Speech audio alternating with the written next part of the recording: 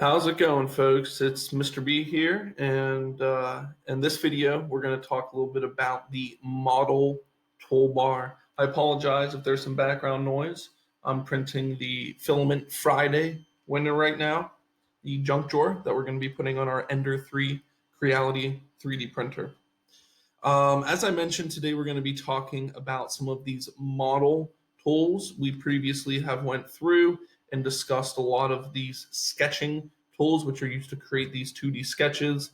And now we're going to go ahead and create three-dimensional models using some of these tools. So the very first one that I want to talk about, actually, let me start by saying we're familiar with the undo and redo button, as well as the sketching button. But the first one I'm going to talk about here is the extrude button, So I want to mention you can only extrude closed loop shapes. So ones here that you see are shaded. If this rectangle here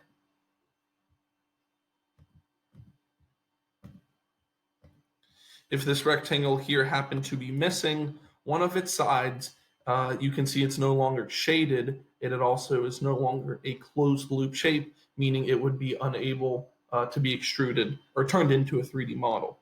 So you want to make sure that it's all closed off, and that looks good like that. We'll go ahead and hit isometric so we can see all these. Now, all these different examples will be used for all these different tools. But as I mentioned, let's start with this extrude tool, So when we click the extrude tool, we'll see that this guy right here pops up, this little pop-up window, similar to our sketch pop-up window. And in here, we have a lot of different options. I'm going to only kind of mention the basic options, but we'll get into more as we continue to explore.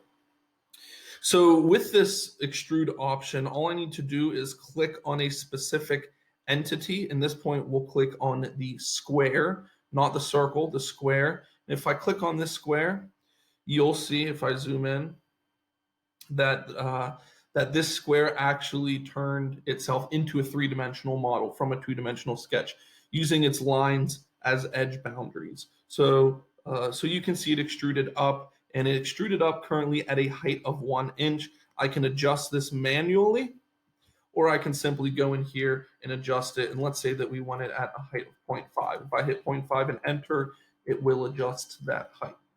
You can do some stuff like change the direction that you are extruding. So in this case, it would be extruding downward, this case upward. And you can also adjust how it extrudes. So right now it's in blind mode, but you can set it up to be symmetric, meaning that it is symmetrically extruding on either side. So it would be 0.25 going up and 0.25 or 1/4 of an inch going downward. There's a whole lot of other tools to mess around with. One like through all is something that I use somewhat frequently, but for now, let's keep it simple and let's stick just with this. So that is our very basic extrude tool. Once we've reached the height that we want, or the depth in this case that we want, we are going to go ahead and hit the green check mark, and that will complete our extrusion. Now I'm going to unhide this because I'll be using it for one of our other tools. But you can see now that we have this extrusion, and and we now have a three-dimensional model from a two-dimensional sketch. That's our very first tool. The next tool we'll talk about is revolve, the revolve tool. So the revolve tool requires several components. The first component is a axis line, or an axis line. So you can see that I am going to be using this as the example here, over here, and this is my axis line right here. So in order to make this work, all I need to do is select my revolve tool, and it's going to ask for the sketch region. So this is my sketch region that I'm going to be revolving. If I click this, it's going to ask for my axis. So then I can click the axis that I'm going to be revolving around. Oh, I'm sorry, I need to change to axis. Go ahead and make sure that you click revolve axis, and then you can click the line that it is revolving around, and you can see that it creates this full revolve for me. Now, this will be hollow in the center based off of how I created it, but it will be completely encompassed as a full 360. And And you can go through and you can adjust this within specific directions. So if you only want this to revolve 30 degrees or whatever the case may be, you can do that. And you can see here that it is completely hollow on the inside based off of my sketch. We'll adjust this to 180 degrees. We'll hit enter, and you can see our extrusion now. So it kind of creates that revolve feature and gives a good basis of that. Let me go ahead, right click, hit isometric, and now we can see our sketches again. So we talked about the extrude tool through here. We talked about the revolve tool through here. Let's now talk about the sweep tool, So the sweep tool is pretty interesting. I'll say I don't use it all that often, but it can be used if if your design requires so. So the sweeping tool basically takes, sorry, I apologize. It basically takes two different sketches on two different planes. So you can see my sketch one. My sketch one is all these downward facing. If I look directly down, that's how they're facing. My sketch two is on the front face, on the front plane. So you see my first sketch is on the top plane, this one here, and then my second sketch is on the front plane. And these align directly with one another. And in order to do that, I just kept it along the origin line, and I started a new sketch first on the top plane, and then my second sketch I started on the front plane itself. But you can do it a bunch of different methods. So for the sweep tool, I'll click that. It's once again going to ask for a sketch. I'll use this closed loop circle as my sketch. We'll go ahead and click sweep pathway, and then it's asking for the path to follow. So I use a nice little spline for this, and you can see when that's finished, it will go ahead and it will create this really, really awesome kind of sweeping curve. And because of the diameter of my circle, it did have to throw some kinks in there, as you can see. I had to throw some kinks in there, but you can adjust everything so that it wouldn't have to do something like that. This is just for an example. So that's my sweep tool. I think that tool does look really cool. However, like I mentioned, I don't use it too frequently. All right, let's move down the line and let's talk about the Loft tool now, the Loft tool. So this is one that I use sometimes if I want to create a tapered angle on something on a circular plane. Then oftentimes this Loft tool is how you do that. This Loft tool also requires two planes, meaning I have my sketch one, which is on this top plane. And then my sketch two was created very specially. If I go to plane here, I can create an offset.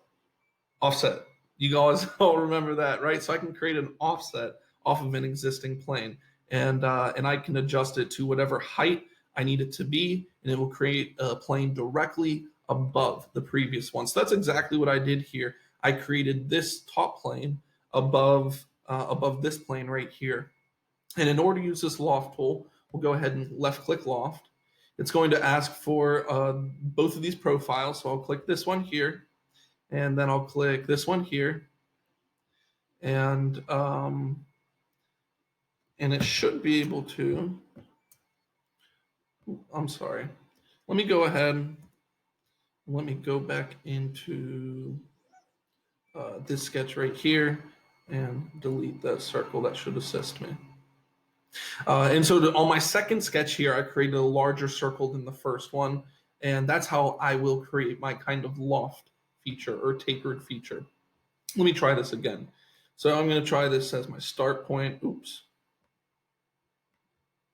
I'm going to select this sketch as my start point, and I'm going to select this sketch as my end point. There we go. Wonderful. So now you can see that it has created this kind of tapering feature. And this tapered feature can be used for, a lot of different purposes. Let me go ahead and hit that green check mark, and we will complete our taper. Wonderful. Wonderful. So let's talk about our next tool here. So we've talked about these first four. the Extrude, the Revolve, the Sweep, and the Loft. We're going to talk about the Thicken tool. This is like the poor man's Extrude, kind of, right? So if you already have a shape, let's say we have this right here, and we realize that it needs to be a little bit thicker than it originally is, I can very quickly hit this Thicken tool, click the face that I'd like to thicken by a specific direction. So let's say that I want to thicken it by an additional inch. If I hit 1, enter, it can actually go ahead and thicken this. And on the opposite end of that, if I change this to 0.25, hit enter, if I want to remove a certain section of it, so let's say I no longer want this to be half an inch, but I want it to be 1/4 of an inch tall, I can actually remove it by simply going over and hitting remove. Or if I want to change it back to add, go back to add, and I can add that 1/4 of an inch. And you can see it added that 1/4 of an inch right there for us. That is our thicken tool. We're not going to talk about enclose right now. We probably won't be using that. One we will definitely use is fillet. We talked about a sketch fillet. Now we're going to talk about a model fillet. Now that we have our model in place, let's say I want to round one or more than one of these corners. You can see that I'm going to go ahead, that we have our radius set here. I'm going to go ahead and adjust this to 0.25. So we're getting a pretty sizable radius, and I'll hit enter. Now I can click on any of these edges that I would like to round. So let's go ahead and click on this one. You'll see it. If I move to the top view, you can kind of see it starting to curl in. Again, click, and let's say that that's what I'm looking for there. So I can go ahead and click and or click the green check mark, and it will complete those. I can always adjust, adjust this to, let's say I want it to be 1 inch, and I want to click here and create a much larger. Maybe 1's a little bit too big. Let's change this to 0.5. And you can see it'll create that kind of 0.5 radius there. Still a little bit too large. Let's move to 0.25. And that's more like it. I can always go back in and edit these features. If I no longer want these first fillets to be 0.25, let's go ahead and click it. Let's change it to 0.5. I want it to be perfect circle. Let's go ahead and let's change this to 1. And I can even go back in. Let's click back into that. I can even go back in and I can click more features. So let's say I want to now include this one. I can create that as a perfect circle if I wanted to do that. Wonderful. So that's our fillet tool. I'm going to adjust these fillets. Ooh, not those. Adjust these fillets back to, let's say, 0.5. Let's adjust it back to 0.5. That looks good. All right, our next tool that I'm going to talk about is in conjunction with the fillet tool, and that's called our chamfer. So what the chamfer does is it kind of throws these 45-degree angle edges on it, which can be adjusted if you need to by a different angle. But for all intents and purposes, let's keep this simple. We're going to adjust the distance to 0.125 on this one, and then if I click on a single edge, it will create all of those edges for me, which is actually very nice. So let's say I want to round all these corners over at 0.125, it will kind of continue that around. If I don't want 1.125, I want 0.2, you can see it'll adjust that around as well for us. So let's adjust this to 0.1, and let's go ahead and hit OK. These chamfer tools and these fillet tools are really nice for finishing objects off and making them look making them look aesthetically pleasing and ergonomic. All right. The next tool we're going to talk about, let's actually skip over draft and let's skip over rib for now, as we probably won't be using them. Let's talk about shell. So shell's a good one. Let's say I created this loft here, and it kind of looks like my cup, but the cup's not hollow. The loft tool can help with that. So I can actually go ahead and click, and you can see what it does is it goes ahead and it kind of hollows or shells that out for me. Now I can adjust the thickness of this really easily. If I want it to be 0.2, enter, Let's see, it'll adjust that thickness for me. Let's say I want it to be, let's say I want it to be pretty thick. Let's say 0.5. It'll adjust that for me as well. I can also adjust this to be hollow, so it will oh, it's not working right now, but it should bore all the way through as opposed to leaving a bottom on it. Let me click that. And then if I click the bottom, it should be able to create that as well. But let's keep this as a cup for now, and let's adjust this to 5. Go ahead and hit OK. Wonderful. The next tool we'll talk about is our hole tool. Our hole tool. So for our hole tool, let me go ahead and let me start a sketch on this plane right here. And this isn't a straight plane by any means, but that's fine. Let's go ahead and place a point in the center of that circle there, and we'll finish our sketch. I'll go ahead back to a view like this, and let me zoom in so we can get a better view of it. Now with my hole tool, I can do a variety of different things. You see I placed a point there, and that point's going to be kind of my start point for this hole. So if I click that point, it's going to ask, what kind of hole do you want? Do you want a standard hole? Do you want one that has a thread involved in it? So this is where you can actually create threads for stuff like bolts and screws, which is really cool. Let's keep it at custom. Do you want a simple hole, or do you want something like a counterbore, which we mentioned, which is kind of like a pocket to hold a bolt head or something like that? Or do you want a countersink, which is typically used to hide the head of screws and flush the head of screws out? And let's keep it simple. And you can also adjust. Do you want it at a specific length? So let's say we want this to be a 0.5 inch diameter hole. We want that hole to go 0.5 inch down, then we can adjust it to do exactly that. If we want it to go through, this hole is going to extend all the way through my feature, and you can see it kind of coming out that bottom end there. So that hole tool can be really powerful, as I mentioned, for stuff. Let me check this. For stuff like screws and threads, and really just creating quick holes altogether. Wonderful. So honestly, I think that covers the majority of the tools that I want to. These are a lot of the tools that you're going to be using, honestly.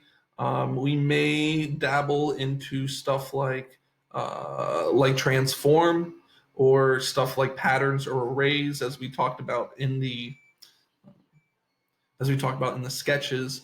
But these model tools are going to be the powerful tools used to create your custom models like these ones right here.